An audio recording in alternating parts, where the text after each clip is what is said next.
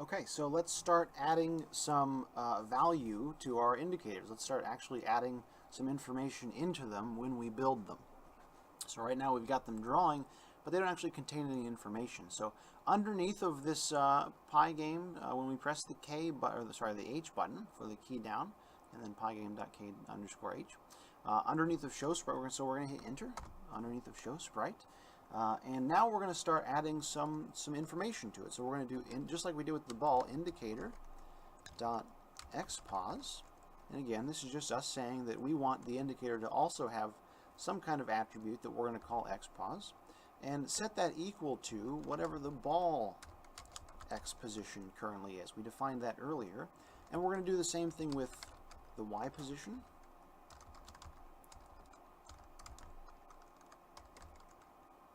Ball.ypos.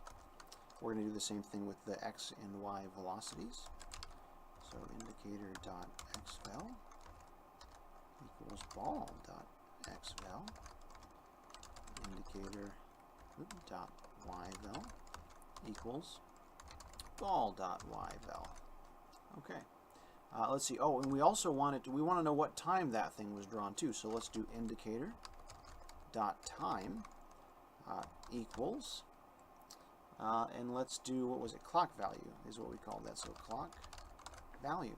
Okay, so now we have just, right after we drew that, we said, okay, and then set some value that we're going to call xpos to whatever the balls is, and the ypos, and so all those things are now inside of that little indicator. And so now we need some way to change the labels for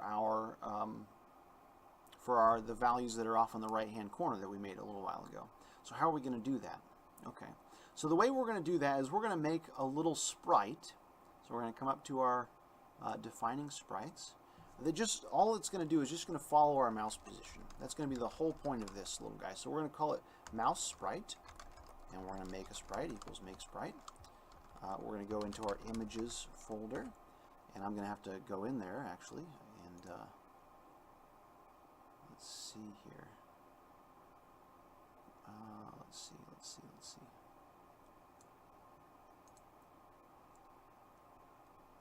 Let's see. Python projects. I should have left this open. Images. Okay, sorry about that. In here we have an image that's just called crosshair. You can see it's just a very tiny little image. It's hard to even make out in the icon. So that's what I want. Capital C crosshair.png here. Crosshair.png. Alright, so now I've made that sprite, and like all the rest of them, and actually let's go ahead and again, let's get into the habit of kind of commenting our scripts here. Let's say display sprites. I like to tab in my comments. It's just a personal habit. There's no reason to do it, but I like to. Okay, so show, it just makes it look nicer, I think. Show sprite, mouse sprite. Alright. And so, okay, so how are we going to have that keep up with the mouse? So we're definitely going to want this in the main loop, because we're going to want this to constantly happen. We're going to want to change the position of that thing over time. So I've already put a comment in here. Make sure our mouse indicator keeps up with our mouse. So in here, we're actually going to use something in Pygame that returns something called a tuple. And basically it returns two numbers at once. So we're going to simultaneously define two different variables, and it'll work out which one we want. We'll just go ahead and do it.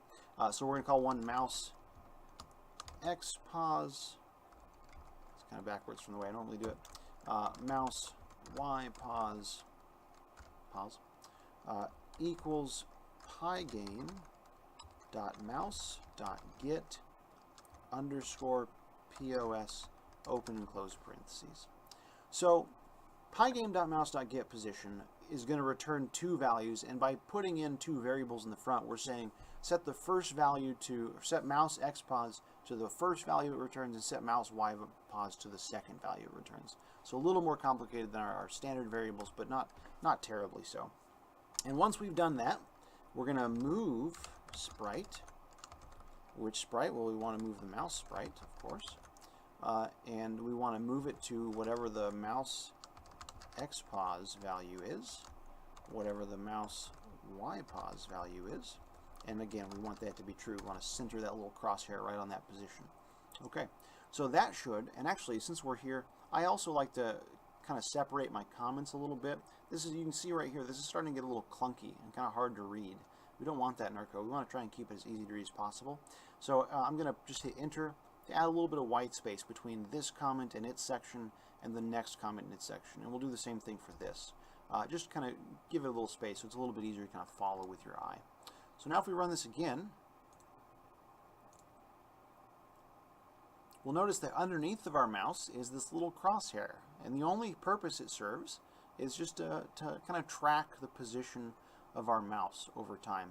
And because now I have a little sprite there, I can check to see if that sprite is colliding with other sprites, right? Is this sprite overlapping any red dot? It's a little bit trickier to do with the mouse. This is a little simpler. It's not ideal, but it's a lot simpler to code it this way. And so we're just gonna use that kind of idea. Okay. So now let's see. Update labels when we mouse over a dot. Okay. So actually, when we come down, since we're adding, let's talk about these little red dots for a minute here. Every time I hit the H button, we now draw a new red dot, right? And I draw another one.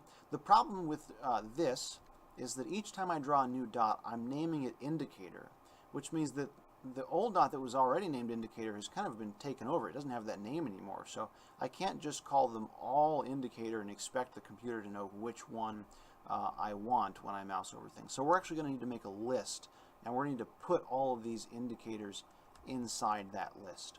So up at the top,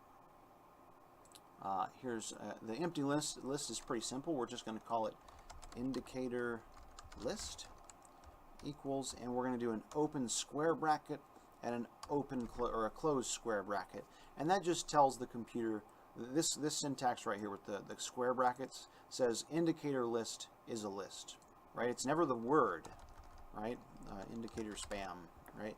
It's the computer doesn't pay attention to the words, it pays attention to the syntax that you're using. So I've just told it to make this variable into a list by using these two. So, you know, again, you can call it what you want. This would still be a list, but again, it's easier for us to actually see the word list there. Doesn't mean anything to the computer, but now we'll know that that's the list for the indicators that we want to make. Okay.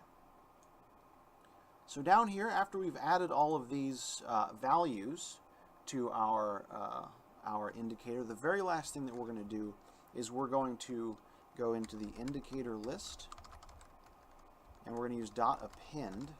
That basically adds this next thing into the very end of the list that we have, and we're going to add into the end of that list our indicator, right? So every time we draw one of those new indicators, we're adding it to that list that we made. So we're going to have this long line, or long list of indicators as we go, and we'll be able to call from this when we mouse over something. Okay, so that's important. All right. So now, update the labels over here. We have update the labels when we mouse over a dot. That's the next thing we want to try and do. So the way we're going to do this is we're going to make a new list called hit indicators, right? And we're going to set that equal to a function called all touching. So anything that is touching whatever sprite we put in here, it's going to be put in the list of hit indicators. Now luckily for us, we're kind of cheating a little bit here. Luckily for us, we're really only going to mouse over one thing at a time. So the entire list of current hit indicators will just be one thing, and we'll be able to call from that.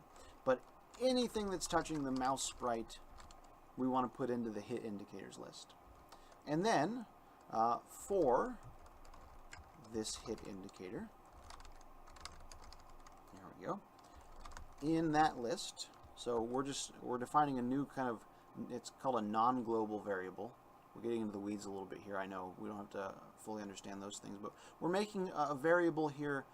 Again, we could call this whatever. We're just trying to keep it straight for us. So for this particular hit indicator, in that list, so in hit indicators, all right, we're going to close parentheses. So for this one, we're going to change the label of, what did I call these? Xpos info, I believe. What do we want that to be? Well, we want it to be the string of the indicator. Oh, this hit indicator, the one that we're touching, dot xpos. Okay, so that's good. We'll close that off. And we're going to do this for each of the values that we have for that particular indicator. We're going to copy that. We're going to need one for the, make sure that you're in the same tab there. I'm not sure what happened there. We're going to paste it, so that's the Y position. Not sure why it's indenting me there, but we're just going to back up so they're all the same. That's the X velocity. This is the Y velocity, and this will be the time. So change label Y pause info to this hit indicator dot Y pause. Let's see, we're also going to want the X vel info to this hit indicator X vel. We're going to want the Y vel info to be this indicator dot Y vel. And this is all stuff that we've already defined, right? You guys already did this. This isn't sorcery, right? You defined that Y velocity down there when we pressed the H key. And then we want, let's see, what did I call that? I think I called it timer info. Yeah, we're going to assume that for now. We'll see if I'm right or not. And this would be dot time. Okay, so that all looks pretty good. Now there is something wrong here. If you do want to pause it and try and think through what could be wrong, not in the syntax, but with the values that we're going to get. Something is going to be wrong in these values.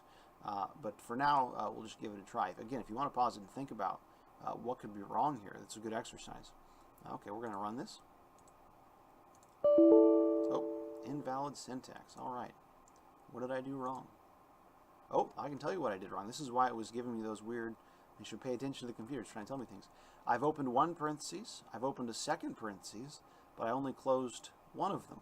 All right, so it's not going to let me, I got to make sure to close all my parentheses. I'm going to do that for each one. I messed up on every one of those. So we're going to close all those parentheses. Oops, there we go. Let's try it now. All right, so at least we got this going here, and if I press the H button a few times, the clock is still working. We're still drawing those red dots, and now if I mouse over one of these, we get some numbers. All right, so this one was drawn at time 3. You can see down there. Its horizontal position is 250.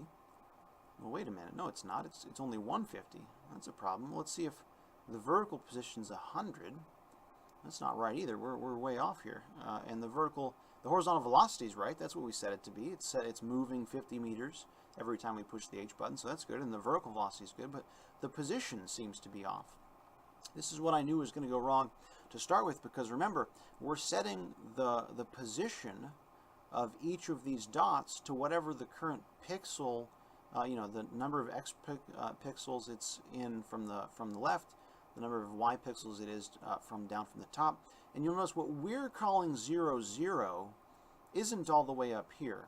It'd be a lot easier for us, with the math side, to just call the 0, 0 point of our graph the top left of our screen, but it just doesn't look as pretty. The ball's going to be, you're just going to see a corner of the ball to start with, and then the motion of the horizontal motion would draw the ball all the way across the top. It would just be very ugly.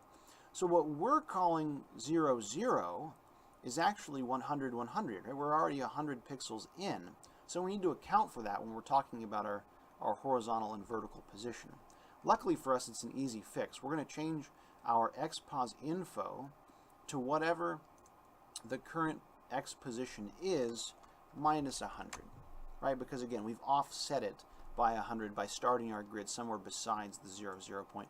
We're going to do the same thing for the Y position. So that's a pretty simple fix there. We're just going to run this again. We're going to press the H button. And anytime we mouse over them now, it looks like we're matching up, right? Our vertical position is 0. Our horizontal position, you can see, is 300 meters. And the values that we're getting as we mouse over now look really good, right? They match up very well. So that's cool. So we've got to start here. Now, really all that's left to do, really, is to set up vertical motion and set up combined motion. And they should really work the same way that our horizontal motion worked as far as getting the labels to work appropriately. So we're definitely more than halfway home at this point. Well done.